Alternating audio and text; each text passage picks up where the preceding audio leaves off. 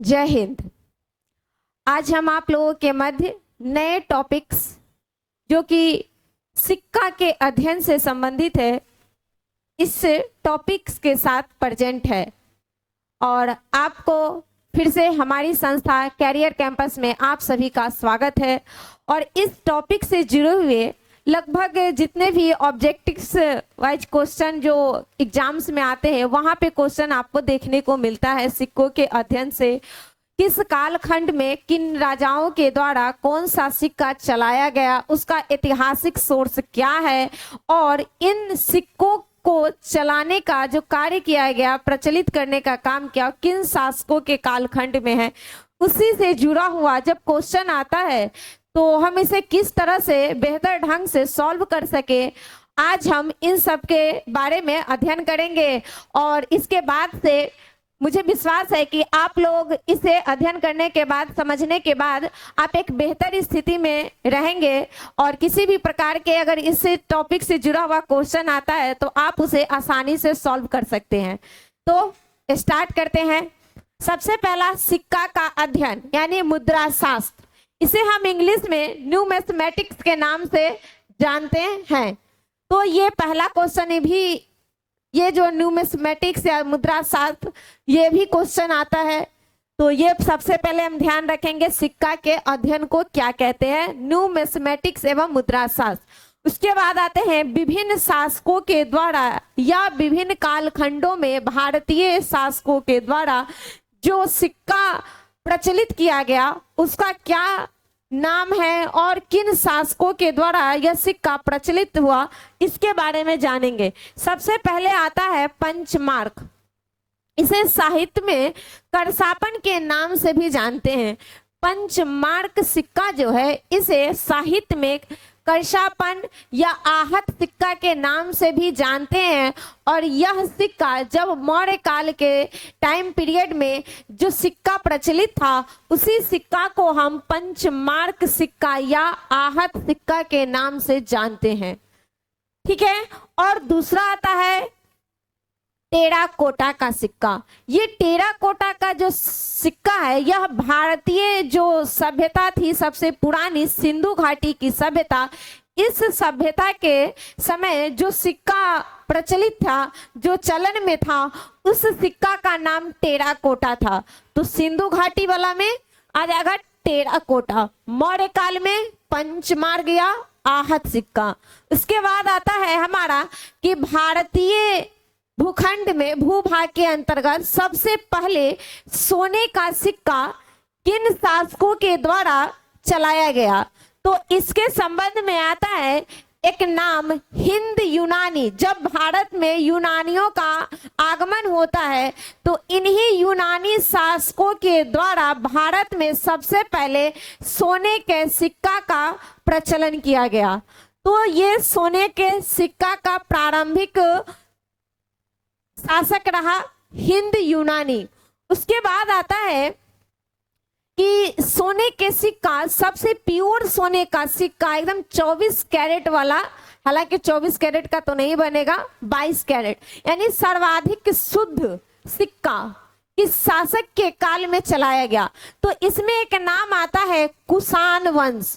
और कुषाण वंश के द्वारा जो सोने का सिक्का चलाया गया वह काफी ज्यादा शुद्ध था और इसीलिए सर्वाधिक शुद्ध सोने के सिक्का को प्रचलित करने का जो श्रेय जाता है वह कुषाण वंश के शासकों को जाता है।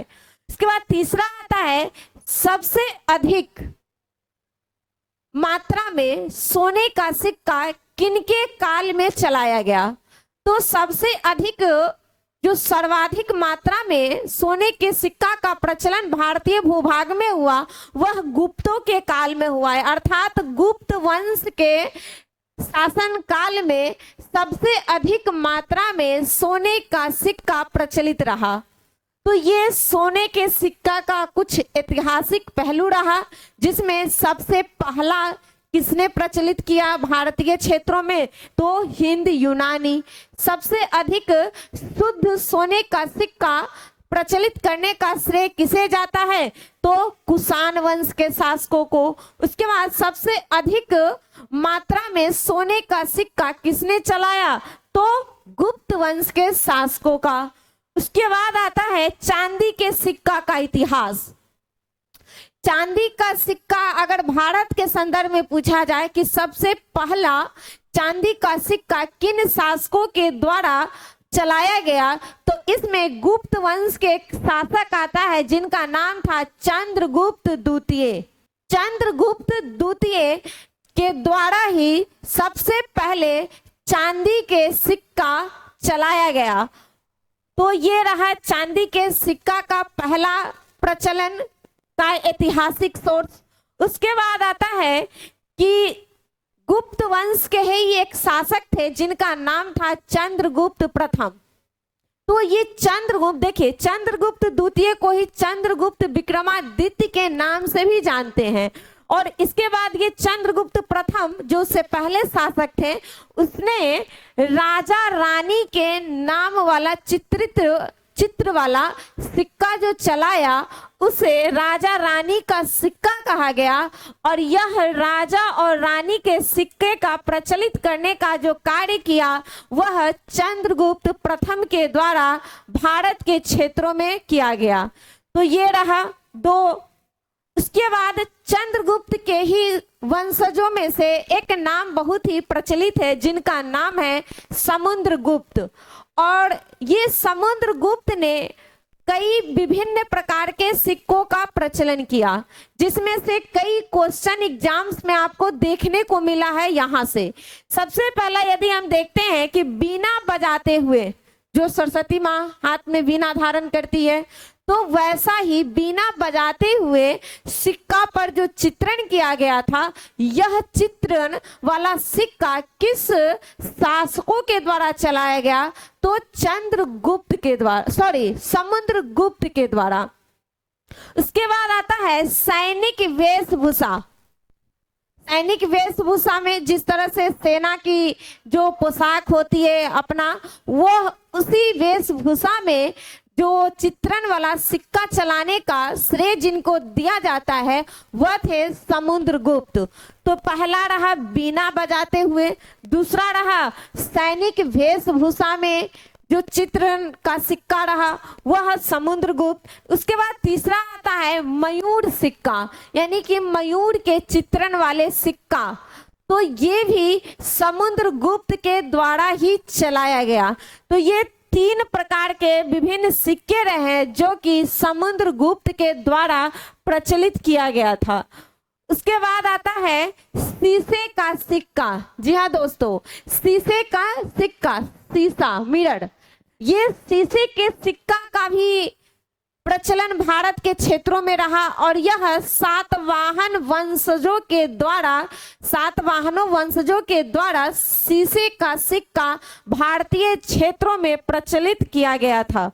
तो ये रहा शीशे का सिक्का का इतिहास कालखंड। उसके बाद आता है चमड़े का सिक्का किसके द्वारा शुरू किया गया था? तो ये इसमें नाम आता है एक निजाम नाम के व्यक्ति का, जैसे शिहाबुद्दीन के नाम से भी जाना जाता है। कई जगह आपको ये नाम भी देखने को मिलेगा। तो ये दोनों नाम इन्हीं का है, निजाम या शिहाबुद्दीन। और इन्होंने ही चमड़े का सिक्का चलाया। हालांकि इस संदर्भ में एक कहानी आती है, प्रचलित है कि जब हुमायूं के संदर्भ में कि हुमायूं का जब ये जान बचाते हैं तो इन्हें एक दिन के लिए राजा बनाने का इन्होंने वादा किया। तो ये निजाम एक मछुआरे रहते हैं, जब ये जाते हैं मुगल दरबार में तो इनको एक दिन के लिए शासक बनाते हैं। तो इन्होंने एक ऐसा कार्य किया जो कि इतिहास में अमर रहे इनका नाम। तो ये ही नाम आया कि इन्होंने चमड़ा का सिक्का चलाया। तो ये ही इनसे जुड़ा हुआ है। तो इसीलिए चमड़ा का सिक्का का जब बात आता है कि भारतीय क्षेत्रों में चमड़ा का सिक्का का प्रचलन सबसे पहले किसने किया था? तो निजाम या शिहाबुद्दीन। उसके बाद आता है सोना के असरफी। देखिए भारत में जो शेरशाह सूरी थे तो शेरशाह सूरी के काल में सोना और चांदी दोनों प्रकार के सिक्के का प्रचलन रहा और सोने के जो सिक्के चलाया गया सोने के असरफी के नाम से। उसके बाद जो चांदी के सिक्के थे उसे रुपया कहा जाता था। सोना के सिक्का को असरफी, चांदी के सिक्के को रुपया और तांबा के जो सिक्का था उसे दाम कहा जाता था। तो ये रहा शेरशाह सूरी के काल में चलाए जाने वाले सिक्के। अब आते हैं गुप्त काल में कुछ पॉइंट है सिक्के से जुड़ा हुआ। इसमें आता है एक नाम दिनार और दूसरा नाम आता है रूपक। दिनार किसे कहा जाता था?